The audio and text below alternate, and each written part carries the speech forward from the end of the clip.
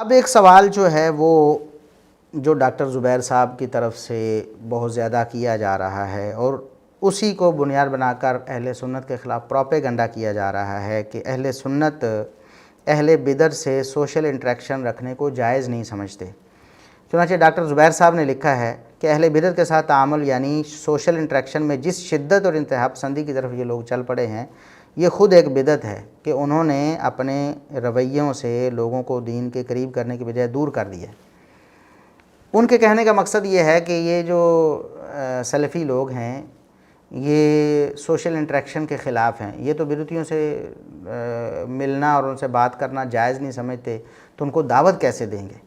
ظاہر ہے جب ان کے ساتھ بیٹھنا ہی گوارا نہیں کریں گے تو ان کو دعوت کیسے دیں گے؟ جب دعوت نہیں دیں گے تو دین سے وہ لوگ دور ہو جائیں گے۔ سب سے پہلے تو یہ دیکھنا ہے کہ سوشل انٹریکشن ہے کیا جو دعوت کے لیے ضروری ہے۔ جیسے سوشل انٹریکشن کی بات ہے نا کہ وہ دعوت کے لیے ضروری ہے، تو وہ سوشل انٹریکشن کیا ہے؟ اگر تو بدعت سے نفرت ختم کر کے اہل بدعت سے پیار کی پینگیں بڑھانے کو سوشل انٹریکشن کہتے ہیں تو یہ انتہائی فضول سوچ ہے۔ کیا دعوت صرف مسلمانوں کو، یہ ہمارا سوال ہے ڈاکٹر زبیر صاحب سے، کہ دعوت صرف مسلمانوں کو دی جاتی ہے؟ کیا کافروں کو دعوت نہیں دی جاتی یا نہیں دی جانی چاہیے؟ اور ڈاکٹر زبیر صاحب کیا سمجھتے ہیں کہ اگر کفار ہمارے ارد گرد ہوں تو ڈاکٹر زبیر صاحب انہیں دعوت نہیں دیں گے؟ یقیناً وہ کہیں گے کہ دعوت دینا ہے اور سوشل انٹریکشن ان سے بھی ضروری ہے۔ تو وہ سوشل انٹریکشن کیسا ہوگا؟ کیا وہ پیار محبت کر کے ہوگا، ان کے عقائد کی پروموشن کر کے ہوگا، ان سے محبت کی پینگیں بڑھا کر ہوگا، یہ کس طرح ہوگا؟ ہمارے پاس نبی کریم صلی اللہ علیہ وسلم کا اسوہ موجود ہے اور اسلاف امت نے اپنی کتابوں میں حدیث سے استدلال کر کے اس پر عمل کیا ہے کہ کسی سے اس کی برائی کی وجہ سے نفرت رکھی ہے اور اسے اچھا نہیں سمجھا، لیکن مصلحت کے تحت اسے سوشل انٹریکشن رکھا ہے۔ لیکن وہ سوشل انٹریکشن کیسا تھا؟ سیدہ عائشہ رضی اللہ عنہا بیان کرتی ہے، صحیح بخاری میں 6032 نمبر حدیث موجود ہے کہ ایک شخص نے نبی کریم صلی اللہ علیہ وسلم سے اجازت مانگی، آپ کے پاس آنا چاہا، دور سے آپ نے اسے دیکھا تو آپ نے فرمایا کہ برا شخص ہے۔ جب وہ قریب آیا، آپ کے پاس بیٹھ گیا تو آپ نے اچھے طریقے سے اس کی بات سنی اور اچھے طریقے سے جواب دیا، چہرہ مبارک یعنی مسکرا کر اس سے ملے اور اس کی باتوں کا اچھا جواب دیا۔ جب وہ چلا گیا تو سیدہ عائشہ رضی اللہ عنہا نے پوچھا، اللہ کے رسول یہ کیا ہوا؟ جب وہ دور تھا تو آپ نے کہا برا شخص ہے، جب آپ کے پاس آیا تو آپ نے بڑے اچھے طریقے سے اس سے بات کی ہے، مسکرا کر آپ اس سے ملے ہیں۔ تو آپ صلی اللہ علیہ وسلم نے فرمایا، یا عائشہ متی عاہدتنی فحاشا، عائشہ آپ نے مجھے بد اخلاق کب پایا ہے؟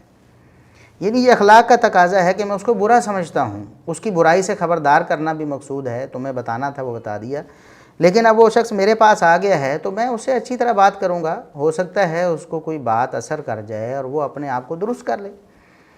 تو یہ سوشل انٹریکشن نبی کریم صلی اللہ علیہ وسلم نے اپنے اسوے میں بتایا ہوا ہے کہ آپ کسی سے نفرت کرتے ہیں، اس کو برا سمجھتے ہیں، اس کے باوجود آپ اس سے اچھے طریقے سے مل لیں اور اس سے اچھے طریقے سے بات کر لیں، اس کو مسکرا کر جواب دے دیں، تو یہ نہ تو اس کی برائی کو ختم کرے گا نہ اس کی نفرت کو ختم کرے گا، صرف اور صرف یہ سوشل انٹریکشن ہو جائے گا۔ یہی ضروری ہے نا دعوت کے لیے۔ تو کیا مسئلہ ہے؟ ہم بھی اس حدیث پر عمل کرتے ہیں۔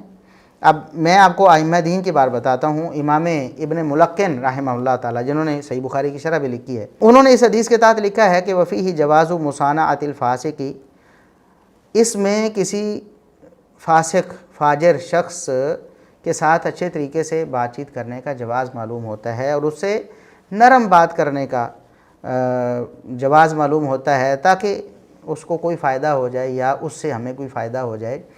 تو کسی ایسے شخص سے جو کہ قابل نفرت ہے اس سے بھی آپ اچھے طریقے سے بات کر سکتے ہیں، اس حدیث سے ہمیں معلوم ہوتا ہے۔ اب اگر یہ سمجھ لیا جائے کہ اہل بدعت کے بارے میں ایسے اقوال پر عمل سے سوشل انٹریکشن ختم ہو کر دعوت رک جاتی ہے تو پھر سوال پیدا ہوتا ہے کہ کیا اسلاف امت نے دعوت ترک کر دی تھی؟ کیا عبداللہ بن عمر، عبداللہ بن عباس، عبداللہ بن مسعود اور دیگر تابعین اور امام اہل سنت امام احمد بن حنبل رحمۃ اللہ علیہ اور دیگر اسلاف ہمارے، کیا امام حسن بصری یا دیگر جو ہیں، کیا وہ اہل بدعت سے کو دعوت نہیں دیتے تھے؟ تو انہوں نے کیا سوشل انٹریکشن ختم کر دیا تھا؟ پھر 1400 سال دعوت کیسے چلتی رہی؟ کیسے دین کی دعوت لوگوں کو چلتی رہی، ان تک پہنچتی رہی؟ اسی لیے کہ سوشل انٹریکشن تھا۔ لیکن سوشل انٹریکشن کیسا تھا؟ تمام شرعی اصولوں کو مد نظر رکھ کر سوشل انٹریکشن کیا جا سکتا ہے۔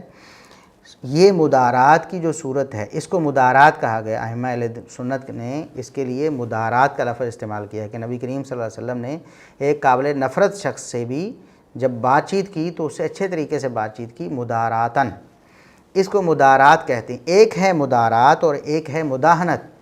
کہیں مدارات کرتے کرتے آپ مداہنت میں نہ چلے جائیں، اس چیز کا خاص خیال رکھنا ہے، اور یہ بات ہمیں ائمہ اہل سنت نے بتائی، جیسا کہ ہم آگے ذکر کریں گے کہ مدارات اور مداہنت میں فرق کرنا ہے۔ ایسا نہ ہو کہ آپ مدارات کرتے کرتے مداہنت میں چلے جائیں، جیسا کہ بعض مسلمان اہل بدعت سے تعلق بڑھاتے ہوئے شرعی جو اصول ہیں ان پر کمپرومائز شروع کر دیتے ہیں۔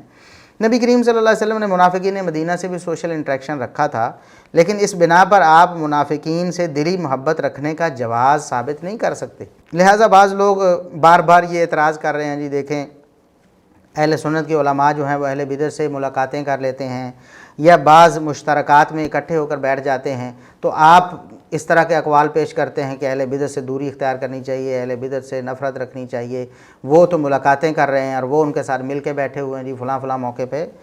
تو نبی کریم صلی اللہ علیہ وسلم نے بھی مدینہ کی حفاظت کے لیے یہودیوں سے معاہدہ کر لیا، ان کے ساتھ بیٹھے، اور پھر نبی کریم صلی اللہ علیہ وسلم نے کفار مکہ سے بھی معاہدہ کر لیا صلح حدیبیہ کے موقع پر، لیکن کیا نبی کریم صلی اللہ علیہ وسلم نے ان کی عزت و تکریم بھی کر دی، یا آپ نے ان کے مشن کو سپورٹ کر دیا، یا پھر آپ نے ان کی پروموشن کر دی؟